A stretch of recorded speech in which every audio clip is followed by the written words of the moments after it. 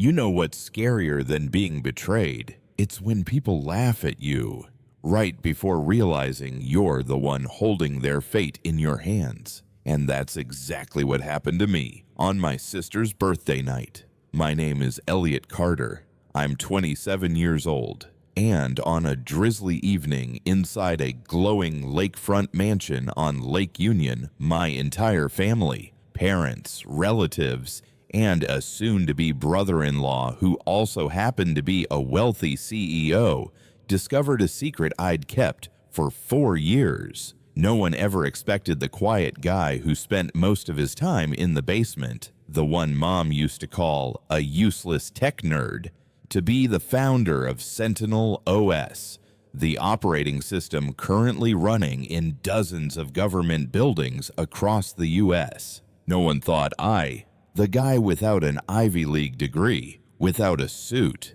without even a proper job title, had just signed a $3 million deal with the very company that CEO, sitting right next to my sister, worked for. I can still picture Brian's face, my sister's fiancé, as he shot up from his chair, eyes wide, staring at me in disbelief. "You're Elliot Carter? The guy behind Sentinel? You built the entire core of the system we just acquired." For the next 30 seconds, no one said a word. No clinking glasses, no fake chuckles, not even Dad's usual smirk. Just silence. Like the room had suddenly realized the person they'd all dismissed was now the only one they no longer dared to underestimate. And if you've ever been looked down on by your own family, if you've ever wished that one day they'd have to see you in a completely different light, then this story is for you. My family was always the kind of family neighbors used as a gold standard when comparing their own kids. We lived in Northwood, a pricey suburb just north of Portland, where the maple trees turn bright red in the fall, and everyone knows each other through backyard jazz and wine parties. My father, Dr. Alan Carter, was a neurosurgeon with 28 years of experience, once head of department at 2 major hospitals. He walked fast, spoke clearly, and never admitted he was wrong, even when he clearly was. My mother, Evelyn Carter, was both a lawyer and the chief legal officer for one of Oregon's largest clean energy companies. Everything around her was orderly, logical, and tidy, emotions included. And then there was Ashley, my sister. Ashley had always been the Carter family's golden child, picture-perfect honor student. Blonde hair, blue eyes, a voice made for public speaking. She had near-perfect grades, was chosen as the commencement speaker in high school, and received a full-ride scholarship to Stanford. Today, Ashley works in strategic management at an investment firm in Seattle and is engaged to Brian Monroe, one of the most recognizable faces in the tech world. When you look at them, my parents and Ashley, you see the ideal American family portrait. Polished, successful, and seemingly flawless. But zoom in just a little, and you'll notice something that doesn't quite fit. That something is me. I'm the second child, born 4 years after Ashley, and from the very beginning, I was different. While Ashley loved dolls, made friends easily, enjoyed camping and the spotlight, I was the kid who tore toys apart to see how they worked. I spent hours trying to figure out why the printer made that weird clunking sound every time it jammed. My parents called me the strange one. At first, it sounded playful, but as I grew older, it started to feel like an insult. Whenever I excitedly shared a bit of code or a new GitHub discovery, my mom would frown and say, "Elliot, can't you talk about something people actually understand?" Dad would always drop a line like it was gospel. "Messing with computers all day won't save lives, Elliot. Try volunteering, or at least crack open a medical textbook." I wasn't athletic, I didn't shine in subjects they considered practical, and I certainly didn't fit the Carter model of success. an Ivy League degree, a prestigious career, and a socially recognizable status. To them, I was the stripped-down version, the system glitch, the one thing that made their perfect picture just a little less perfect. Whenever guests came over, I'd be temporarily moved out of the living room to make space. In family photos, I was always standing at the edge of the frame, and during get-togethers, my name only came up. When someone needed the Wi-Fi fixed, they didn't hate me. They just didn't think I was worth being proud of. And in some ways, that hurts more than hatred ever could. The cracks between me and my family didn't appear all at once. They weren't the result of one explosive fight or a dramatic meltdown. They came from 1,000 tiny cuts, quiet, repetitive, and left to bleed without anyone bothering to bandage them. I still remember when I was 13, Dad bought a brand new laptop, almost $2,000. He needed it for a medical conference in San Francisco. But just 2 days later, the screen went black and lit up with a flood of red error messages, something about a dangerous virus. Dad was furious. He shouted in his office, slammed his desk, tried calling IT support, but it was a Sunday and no one picked up. I peeked in and watched the screen for a moment. Then I said, "I think I can fix it. That looks like a polymorphic virus messing with the master boot record. I just need to rebuild the partition and clean the MBR." Dad looked at me like I was speaking Martian. At first, he told me to get out, but after running out of options, he let out a long sigh, stepped back, and waved me in. I typed for about 15 minutes, ran the commands, patched the system, and the laptop rebooted. All his files were intact. I thought he'd smile, maybe pat my shoulder, maybe say something simple like, "Good job, son." But no, he just pulled the laptop back and said, "All right, you should take a break. Staring at screens all day isn't good for your eyes." And that was it. Silence. Forever. The following week, during a dinner party, he proudly told the story, again and again, about how Ashley got chosen to lead her biology project team at school. His face lit up. His voice beamed with pride. Me, I wasn't mentioned, not even once. There was another time. I won second place in a statewide student software design competition. I came home with a medal. My mom gave me a tight smile and asked, "Oh, but did that help you raise your math grade? Or was it just another distraction?" The older I got, the more I realized they didn't just fail to understand what I did. They didn't want to understand. They'd created their own version of Elliot. Awkward, a bit weird, harmless. And they kept me in that box because it didn't threaten the well-ordered world they ran so well. When you've been misjudged for long enough, you start to believe the judgment. I used to think maybe they were right. Maybe my passion for coding, servers, and AI was just some pointless obsession that wouldn't lead anywhere. But I was wrong, and so were they. During my senior year of high school, I made a quiet decision. Instead of applying to the schools my parents always talked about, Harvard, Yale, or Stanford, where Ashley had gone, I sent my applications to schools they never even mentioned, MIT, Berkeley, and Cornell Tech. Not because of prestige, but because of innovation. These were places known for pushing technology forward, not for clinging to tradition. I didn't tell anyone. I applied online, built my own portfolio, wrote my essays, and submitted a small software project I had spent nearly a year developing. An AI model that predicted public transportation demand based on weather patterns and foot traffic. My mentor, Ms. Martin, once whispered to me, "If there's a school that deserves you, Elliot, it's MIT." I didn't dare dream too big, but I wasn't hopeless either. I knew I had talent. I knew my system worked. I knew I had done everything I could to give myself a real shot. Then April came.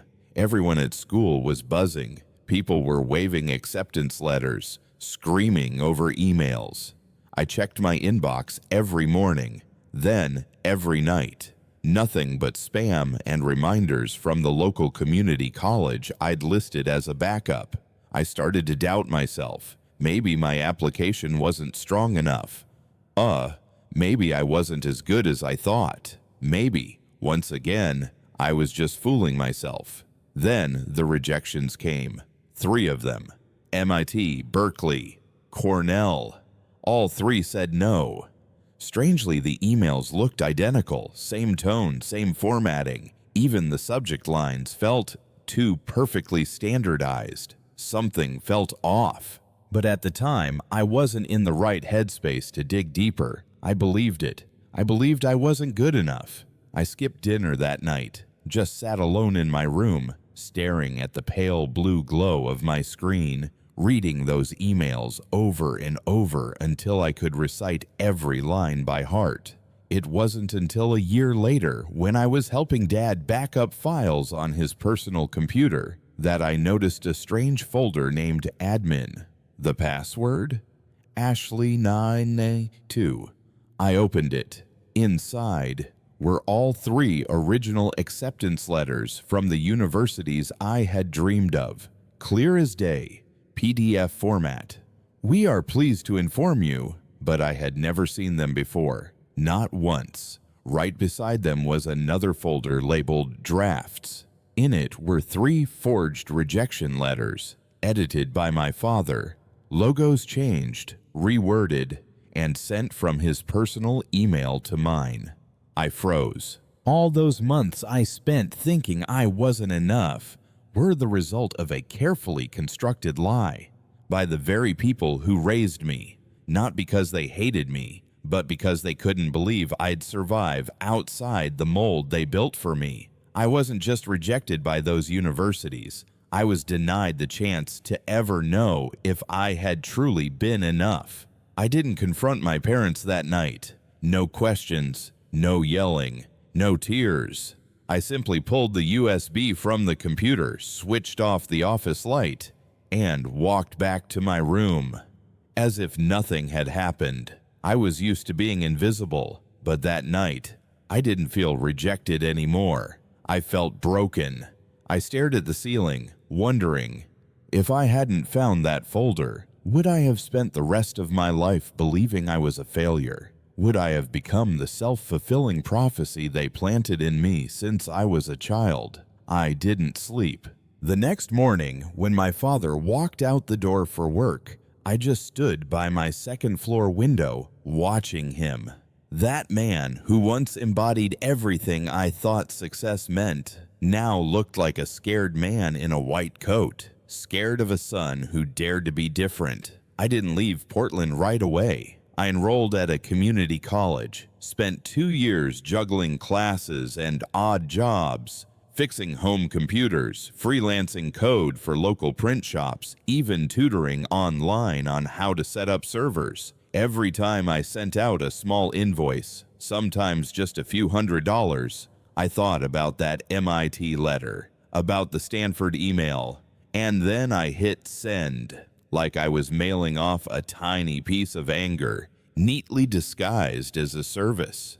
I stopped trying to earn my parents' approval. Instead, I shifted the goal to become so damn good they wouldn't have the words to deny me anymore. In my second year, I met Jalen, a fellow engineering student. He was the first person to actually sit through my pitch about building a secure operating system for smart buildings without laughing, without interrupting, without rolling his eyes. He just asked, "So, when do we start?" Then came Tina, a UI/UX designer, who told me, "Elliot, if people don't understand your system because the interface sucks, that's a design failure, not a brain failure." And Marcus, the guy who'd been selling phones since high school, who said, "I'll talk for you, just promise the system works." Deal. We had nothing except 4 brains, 2 beat-up laptops, a mini fridge, and 1 shared belief. No one's going to give us a shot, so we'll build one ourselves. Sentinel OS was born on a cold winter night, in a freezing garage where we had to wrap ourselves in blankets while coding, and borrowed Wi-Fi from the coffee shop next door. I didn't tell anyone. No Facebook post, no phone call home, no family announcement. Because I knew when it was finally time to say something, it would be the moment I didn't need to say a word. 9 months after we released the first working version of Sentinel OS, we hit a deadlock. We couldn't move forward, but we couldn't turn back either. The product worked. We'd tested it successfully on multiple simulation models, but no one cared. No company was willing to hand over control of their building to 4 nobodies, with no degrees, no reputation, and who still slept in a garage. Our savings were almost gone. Jalen sold his old car just to cover the next 3 months of server costs. Tina started picking up freelance gigs designing icons for weather apps. Marcus moved in with his girlfriend just to save on rent. Me, I couldn't even bring myself to order a pizza. We'd tried cold emailing. Our pitch deck looked like it came straight out of Forbes, but no replies. One angel investor messaged back a single sentence: "You guys are smart, but the world isn't short on smart people. It's short on people who know the right people." That night, as everyone crashed from exhaustion, I stared at our whiteboard covered in notes, then suddenly blurted out, "We're playing by the wrong rules." Jalen frowned. "What rules?" I said. "The rules of pitching, of waiting for approval, the rules of please give us a chance," while they don't even listen past the first sentence. Tina looked over. "So, what do you want to do?" I looked at all of them and said, "We're done asking for chances. Let's force them to see our value. For free." They all stared at me like I'd just suggested burning down the servers. "You mean, install the system somewhere without being asked?" Marcus said. I nodded. "It has to be big enough to make noise. A place bleeding money from operational inefficiency. A building where, if Sentinel works, people will have no choice but to notice." We started digging into Seattle's public infrastructure, administrative buildings, transit hubs, places too critical to fail, yet old and painfully vulnerable. Finally, we found the one, the Rainier Complex. A 40-story government building in downtown Seattle. Historic, beautiful, and notoriously unstable. Power outages every few weeks. Broken HVAC systems. Rising utility bills every quarter. Marcus, with his natural gift for persuasion, found a way to reach the head of technical operations, Cheryl Blake, a tough, no-nonsense former military engineer in her 50s, known for being blunt and allergic to BS. The meeting lasted exactly 12 minutes. We stepped into a small third-floor conference room. Cheryl crossed her arms, tilted her head, and asked, "I'll give you 60 seconds. We're in a budget crisis. What do you want?" I swallowed hard, no way to sugarcoat it. "We'd like to install Sentinel OS in your building, free, for 90 days. If the system doesn't cut at least 20% of your operating costs, you can wipe it clean and blacklist us forever." She let out a dry chuckle. "And if it screws up the building, who's liable?" I answered instantly, "Me, personally. For those 90 days, I'll stay on site. I'll live in the maintenance floor if I have to. I'm not leaving until Sentinel proves itself." The room went silent. Then Cheryl laughed, not mockingly, but surprised. "You kids are crazy, but I like responsible crazy. You've got 90 days. We didn't say a word, just bowed our heads, said thank you. And as that door closed behind us, I knew one thing. Either we'd make it, or we'd disappear for good.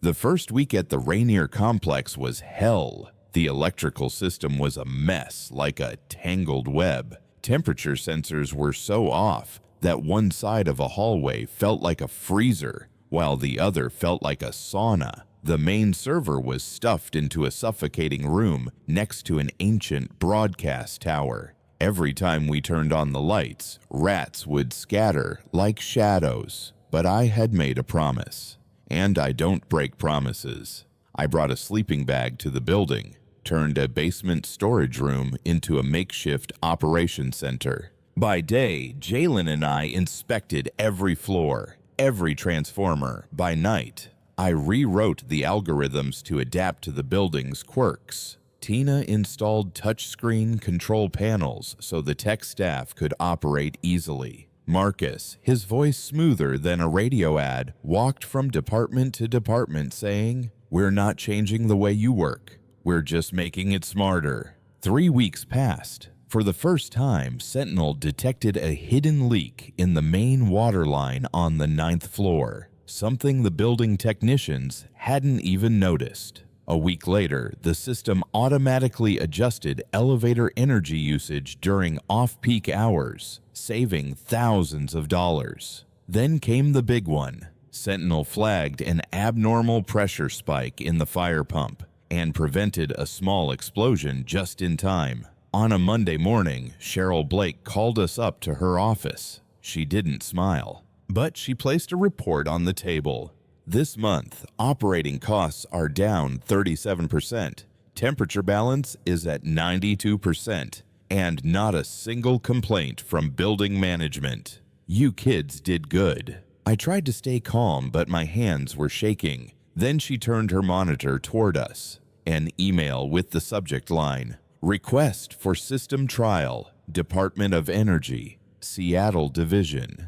She looked at me. For the first time said my name, without a sigh, without sarcasm. "Looks like people are starting to notice, Elliot."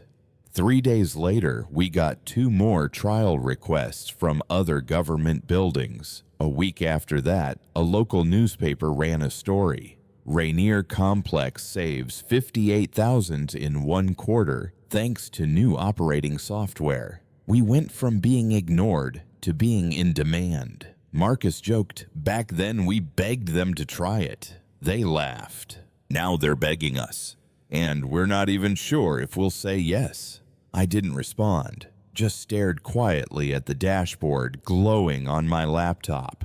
Dozens of subsystems running smoothly, like the heartbeat of a healthy body. For the first time in my life, I didn't need to explain myself, didn't need anyone's approval. My work spoke for me. And 1 week later, we got an email from Monroe Technologies, the company led by Brian Monroe, inviting us to a private meeting. We had no idea that meeting would set the stage for the moment everything would come to a head at Ashley's birthday party. 6 months after signing our official contract with the Rainier Complex, Sentinel OS was live in 9 more buildings across Seattle, from the city's traffic operations center to the central library to an entire chain of office towers in South Lake Union, and they were all real, paying clients. No more trials, no more asking for permission, no more being brushed off as a bunch of idealistic college kids. We moved our operations from the basement into a tiny co-working space by the lake. Still far from fancy, but at least it didn't smell like mold or echo with clanking pipes every morning. I never said it out loud, but there were nights I stayed after hours, opened up the system dashboard, and just stared. Every number ticking upward reminded me of those 3 fake rejection letters. Every early warning alert resolved in time felt like a whisper. You can do this. Then the emails started flooding in. From venture capital firms, from startup accelerators, from investors in California. They wanted in, they offered funding. They praised the idea, they romanticized the gritty startup spirit. But I didn't rush. I had trusted the words of adults once, and almost lost my entire future. This time, I was going to do it differently. Jalen said, "Elliot, not every day someone wants to throw a couple million at a company that's barely a year old." I nodded. "And not every company survives saying no." We agreed. We'd only accept funding from partners who understood the mission, not just the margins. Then one day I got an email from a familiar domain, monroetech.com. Subject line, "Let's talk." Sender, Brian Monroe, CEO of Monroe Technologies, the third largest smart building operator in the country, a name I'd seen hundreds of times in industry reports, and, by coincidence, also the future fiancé of my sister, Ashley. At the time, I didn't make the connection. The email didn't mention anything personal, just a private inquiry about Sentinel OS. Brian wrote, "I'm impressed by the way your team approaches non-traditional energy solutions. We'd like to meet, not to acquire your idea, but to discuss national-scale integration." I froze. Brian's company was a tech giant, and they were asking about something I once wrote on a freezing winter night in a garage under borrowed Wi-Fi. We prepared meticulously. Jalen and Tina revamped the entire demo. Marcus crafted a negotiation strategy line by line. And on the 41st floor of Monroe Tech's headquarters, I stood face to face with Brian Monroe, the man I'd only seen in family photos Ashley sent to a group chat I never replied to. Brian didn't recognize me. Of course he didn't. To him, I was just another young CEO, quiet, reserved, maybe a bit private, but holding the keys to a system his company was about to spend $300 million to license. He shook my hand, looked me straight in the eye, and said, "Elliot, great to meet you. You're the one who built Sentinel from the ground up, right?" I nodded. No emotion, no tells, no cracks in the surface, because I knew. When the truth finally came out, this man, would be the first domino to fall at Ashley's fateful birthday party. Ashley's 30th birthday was held at Shoreline Estate, a private lakefront villa just 20 minutes outside downtown Seattle. The entire garden was lit with soft golden lanterns, a live jazz band played in the background, and a long, white-draped dinner table stretched across the lawn. From above, the scene looked like something out of a movie about the perfect American family. I almost didn't go. Ashley had sent the invite a month in advance with a message that read, "You don't have to come if it makes you uncomfortable, but it'd mean a lot if you did." I didn't go because I believed her. I went because I wanted to see. I wanted to see if, after all the years they laughed, dismissed, and sidelined me, now that they still didn't know who I was, would anything be different? I arrived 15 minutes late. Simple button-down shirt. No tie, no blazer. Still the Elliot they remembered.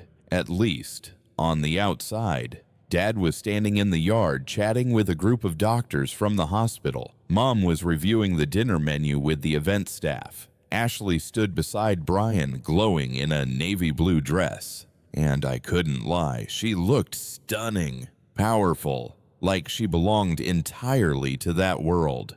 I sat at the far end of the table, like always. Next to me was Uncle Henry, Grandpa's younger brother, the only one who'd ever asked, "What does the kid do again? Something with computers?" I nodded. No need for details. The evening unfolded like every other Carter family gathering. Dad gave a long-winded toast. There was the usual story about Ashley being the top student in the state. The businessmen uncles laughed loudly. And then, like a chorus you couldn't escape, Dad turned toward me. "And Elliot, the youngest in the Carter clan," he said, raising his glass. "Still tinkering with computers, always up to something in the basement. On the bright side, thanks to him, we've never lost the Wi-Fi." Polite laughter, soft, measured, and, as always, cruel in its own quiet way. I didn't react, didn't smile, didn't nod. I simply glanced at Brian. who was smiling out of courtesy, until he wasn't. His eyes widened. His expression shifted from polite to puzzled, from puzzled to stunned. I saw him whisper something to Ashley. She turned around, frowned. Brian pulled out his phone, scrolled for a second, then suddenly stood up. Wait a second. Elliot Carter. Elliot Carter of Sentinel OS?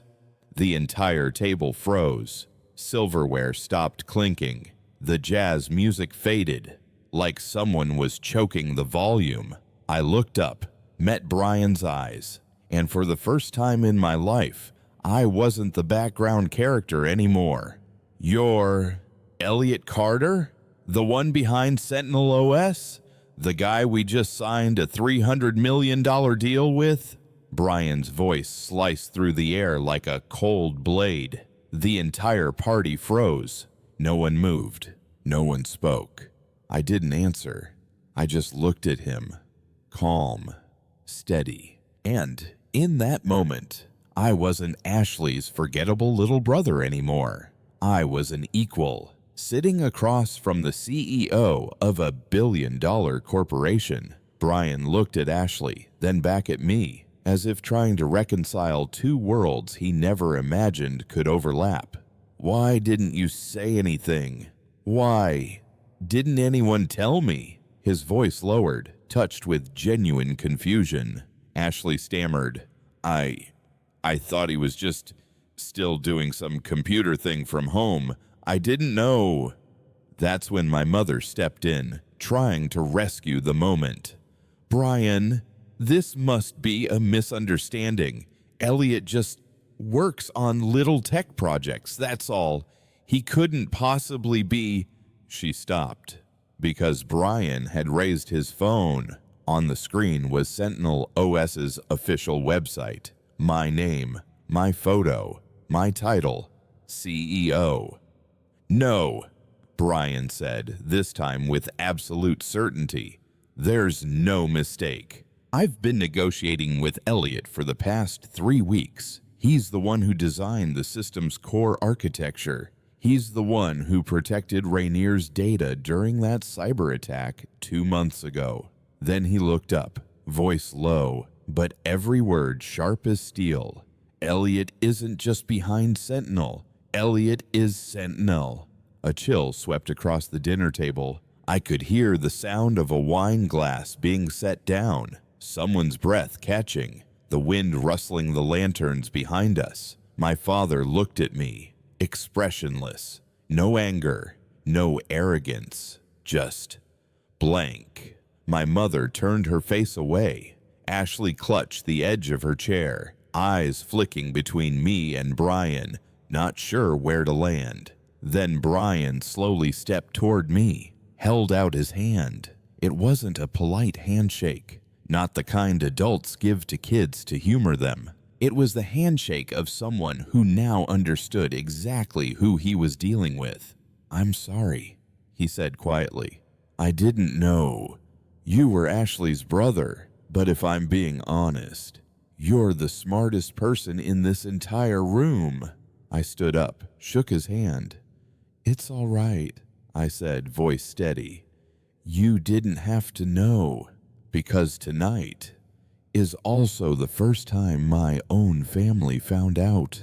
No one said a word. No one had to, because once the truth is out, every denial, every old narrative, every preconceived judgment shatters like glass hitting pavement. And me, the kid who once got scolded for sitting in front of a computer all day, now stood at the center of a party full of people who once turned their backs on me, like the only flame they could no longer extinguish. 3 days after that birthday party, I still hadn't answered a single message or call from my family. Not because I was angry, but because I was still processing a lifetime of being overlooked. And in one single evening, the narrative flipped. I didn't feel proud. I didn't feel vindicated. I just felt empty. I sat alone in my small apartment, eating leftovers from the night before, staring out the window at the glowing tower across the city. the one now powered by Sentinel, the same system I once coded with frozen fingers in a freezing garage, now running an entire city. And then, a knock at the door. Not loud, not hurried, the kind of knock that says, "I don't know if I'm welcome." I looked through the peephole. It was my dad. No suit, no tie, just a man in a gray sweater, bare hands, and eyes that looked lost. I hesitated, then opened the door. "Do you have a minute?" he asked. I nodded, stepped aside. He looked around the apartment for the first time. It wasn't big, but it was tidy. Whiteboards covered in notes, a messy desk filled with sketches, models, and code. A world he had never stepped into because he'd never cared to. "This place looks better than I expected," he said as if unsure where to begin. I didn't respond, just waited. Then he spoke, voice lower than usual. It took me 3 days to process who you really are. Not a CEO, not a computer genius, but someone I no longer recognize, and maybe never even tried to. He sat down, head lowered. "I was wrong, Elliot. Not just wrong, but a coward. I was afraid you'd fail, like an old friend of mine once did. He left medicine to chase music, ended up playing guitar on street corners, broke, sick, divorced. I saw that and swore I'd never let that happen to you." I sat across from him, didn't interrupt, just listened. For the first time, not to argue, but to let him speak. "I thought your computers were like his guitar, a dead-end hobby. I didn't see that my so-called protection was really just fear wrapped in control, and that fear cost you your trust in me." His voice cracked. "I'm not asking for forgiveness, just for a chance to understand. If you're willing, from the beginning, tell me why those invisible lines of code have the power to change the real world." I looked at him, the man who once stood on medical stages, the one who used to shout, "Get out of my office," now sitting on an old IKEA chair, head bowed, asking to listen. And I realized forgiveness isn't weakness. It's the power of the one who was most hurt, choosing not to stay broken. I nodded, softly. "Then let's start here, Dad. I'll walk you through it, step by step, because Sentinel isn't just software. It's how I survived when the world thought I'd already given up." 1 year after the night my father knocked on my apartment door, a lot had changed. Not in a movie-perfect fairy tale ending kind of way. Just enough to know that even cracks can become lines where light gets in. We started seeing each other more often, not fancy dinners with tablecloths and wine, just pizza on my couch. And the conversations weren't about med school or law firms anymore. Sometimes it was, "Elliot, why does this app keep freezing?